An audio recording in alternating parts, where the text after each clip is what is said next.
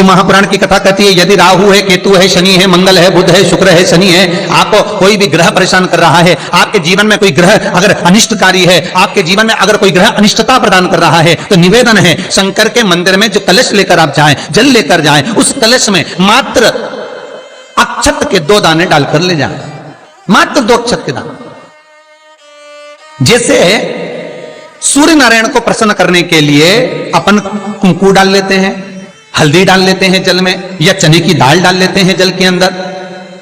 सूर्य नारायण को प्रसन्न करने के लिए हमने चने की दाल डाली, कुंकू डाला, हल्दी डाली, और कभी कभी सूर्य नारायण भगवान से बहुत जरूरी काम है और वो कार्य हो ही नहीं रहा है, या तन पर कोई रोग हो गया है, तो उसको मिटाने के लिए कई बार हमने भगवान सूर्य को अर्घ देते समय सफेद फूल भी डाला है, कभी लाल फूल भी डाला है। उसी तरह भगवान शंकर से निवेदन करने के लिए, हमारी ग्रह दशा सुधारने के लिए जल के पात्र में 2 अक्षत के दाने, अक्षत भी पूर्ण अक्षत, पूर्ण अक्षत, खंडित नहीं, पूर्ण अक्षत भगवान शंकर को समर्पित कर।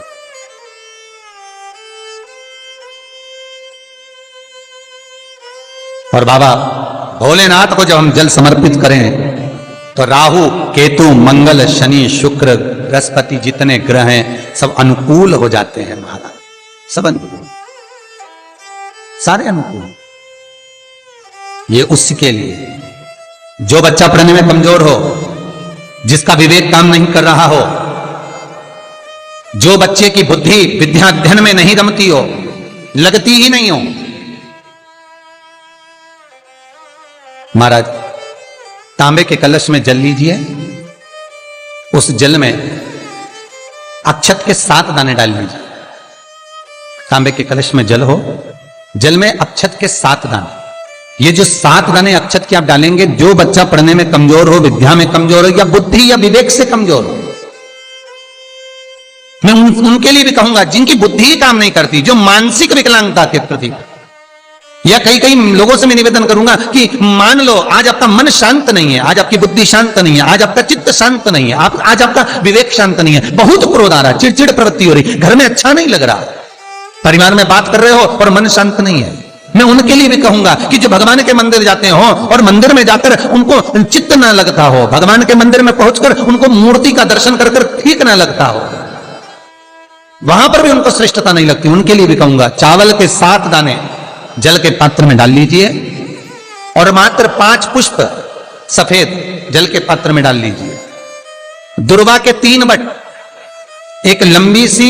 यहां तो अभी दुर्वा नहीं है, पर एक लंबी सी जो दुर्वा होती है, दुर्वा में 3 गांठ पड़े, लंबी डंडी होगी तो 3 गांठ अपने आप आ जाएगी, 3 बट वाली दुर्वा उस जल के अंदर डाल लीजिए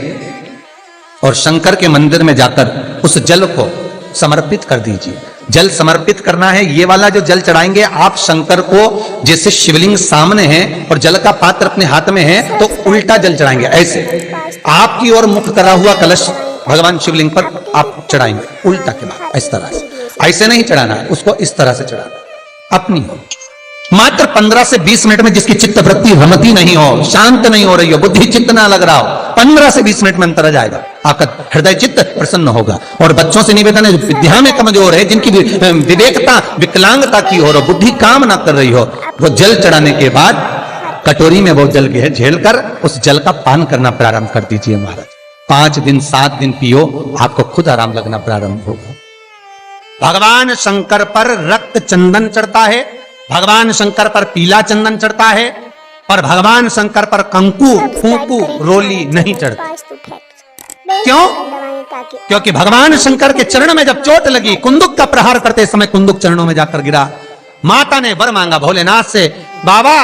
आपके तन पर जो आज ये रक्त देखा है कभी ना देखूं। शंकर भगवान ने वर दिया, आज के बाद मुझे रक्त ना चढ़े। इसलिए कुंकू, रोली,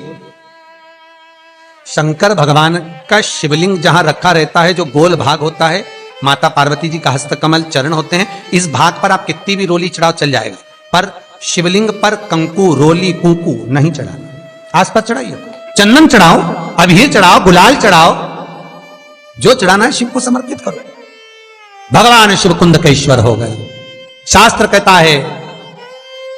जिसको रोग सताए तो एक कलश जल में थोड़ा सा शहद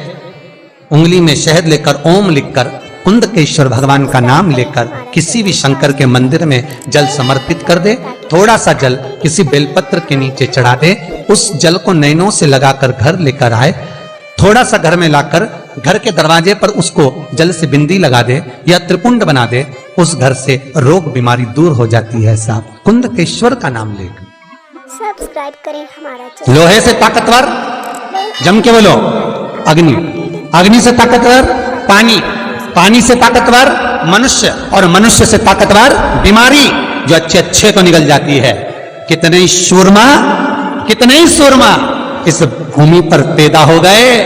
और मर मर के चले गए। कितने ही, मनुष्य से ज्यादा ताकतवर है बीमारी, और बीमारी से ज्यादा ताकतवर है मेरा महामृत्युंजय, मेरा देव आदिदेव महादेव, जो मृत्यु जय कहलाता है, जो मौत पर भी विजय प्राप्त कर लेता है और बीमारी को भी जीत लेता है। बीमारी वो महामृत्युंजय, वो महादेव। हम कई बार कहते हैं अगर कैंसर जैसा रोग भी हो गया, बहुत बड़ी बीमारी हो गई, आपको नहीं सद रहा और कैंसर जैसा रोग हो गया, कहीं आप जाएं डॉक्टर को दिखाएं, मना नहीं है, और उसकी टेबलेट लेने से पहले इस महादेव के चरणों की टेबलेट जरूर लेना, उसकी औषधि जरूर लेना। एक बार जहां शिव और सती का विवाह सतयुग में हुआ था, त्रिजुगी नारायण में, हम पार्वती के विवाह की बात नहीं कर रहे, हम सती के विवाह की बात कर रहे हैं। जिस भूमि पर त्रिजुगी नारायण में शिव और सती का विवाह हुआ था, जहां दक्ष प्रजापति ने माता सती का मंगल पाणी ग्रहण संस्कार करवाया था, कन्यादान किया था, भगवान शंकर और सती के विवाह की अग्नि आज तक जल रही है त्रिजुगी नारायण में। केदारनाथ जी जाते हैं, उसके पहले गौरीकुंड आता है, गौरीकुंड से लेफ्ट में 8 किलोमीटर की 10 किलोमीटर की दूरी पर त्रिजुगी नारायण है। त्रिजुगी नारायण में जहां पर भगवान शंकर और सती ने फेरे लिए थे, भगवान और शिव और सती के, जहां शंकर और सती की भावर डली थी, फेरे हुए थे, उनके फेरे लेते समय माता सती के चरणारविंद से, भगवान शंकर के चलने पर सती माता के चरणारविंद से कुंड उत्पन्न हो गए। उस कुंड का पानी बोतल में भरकर लेकर आ जाओ, और उन 7 कुंड हैं, 4 तो कुंड पास में हैं और 3 कुंड पीछे की ओर, 7 कुंड का जल लेकर आओ बोतल में भरकर, और जिसको कैंसर जैसी बीमारी है, सवेरे खाली पेट 1 ढक्कन 2 ढक्कन उसको पिलाना चालू करो, धीरे धीरे उसको आराम लगना चालू हो जाएगा, दवाई लगना प्रारंभ हो जाएगा। वो महामृत्युंजय कि अपने गमले की, अपने बगीचे की, अपने गमले की मिट्टी को निकालकर उसका शिवलिंग बनाकर पूजन करो, पर पूजन करो। श्रावण पार्थिव शिवलिंग का निर्माण हो, पार्थिव शिवलिंग का निर्माण कर उसकी अर्चना होना चाहिए। और ये जरूरी नहीं है कि शिवलिंग बहुत बड़ा बनाया जाए। आजकल के जमाने में तो एक फैशन का दौर भी चल रहा है कि कहीं भगवान शंकर का शिवलिंग बनाए तो बहुत बड़ा शिवलिंग बनाओ थाली के अंदर, फिर उसका अभिषेक पूजन करो। यहाँ शास्त्र वर्णन नहीं कर रहा है, यहाँ तो शास्त्र स्पष्ट कहता है, शिव महापुराण की विद्येश्वर संहिता कहती है कि आप चाहे पार्थिव शिवलिंग बनाए, आप चाहे मट्टी का आनंद भाव से शिवलिंग बनाए, आप चाहे तो घर में शिवलिंग रखें, आप चाहे तो शिवलिंग का स्मरण आप घर के अंदर लेकर आए, पर कोई भी मूर्ति यदि आपके घर में है तो वो अंगुष्ठ आकृति से बड़ी नहीं होना चाहिए, बस इतना बड़ा स्वरूप भगवान का होना चाहिए। और मूर्ति अंदर से पोली ना हो, अंदर से ठोस होना चाहिए। क्यों? क्योंकि जो मूर्ति अंदर से पोली होती है वो घर को पोला कर देती है, घर में लक्ष्मी टिकने नहीं देती। तो कई लोग पूछते हैं गुरुजी अगर हम अंदर घर में हमारे मूर्ति है, पुरानी मूर्ति और पोली है, तो उसका क्या करेंगे? उसका करेंगे क्या? तो कुछ नहीं करना है, उसको कहीं रखकर नहीं आना है, उसको कहीं ठंडा करना नहीं है, उसमें केवल इतना करना कि मेन जो आता है, जो भगवान का श्रृंगार करते हैं तो उस पर जो चिपकाते हैं मेन, वो मेन उसमें आप डाल दीजिए, उसमें भर लीजिए और मूर्ति को ठोस कर लीजिए। श्री शिवाय नमस्तुभ्यं, श्री शिवाय नमस्तुभ्यं, श्री शिवाय नमस्तुभ्यं।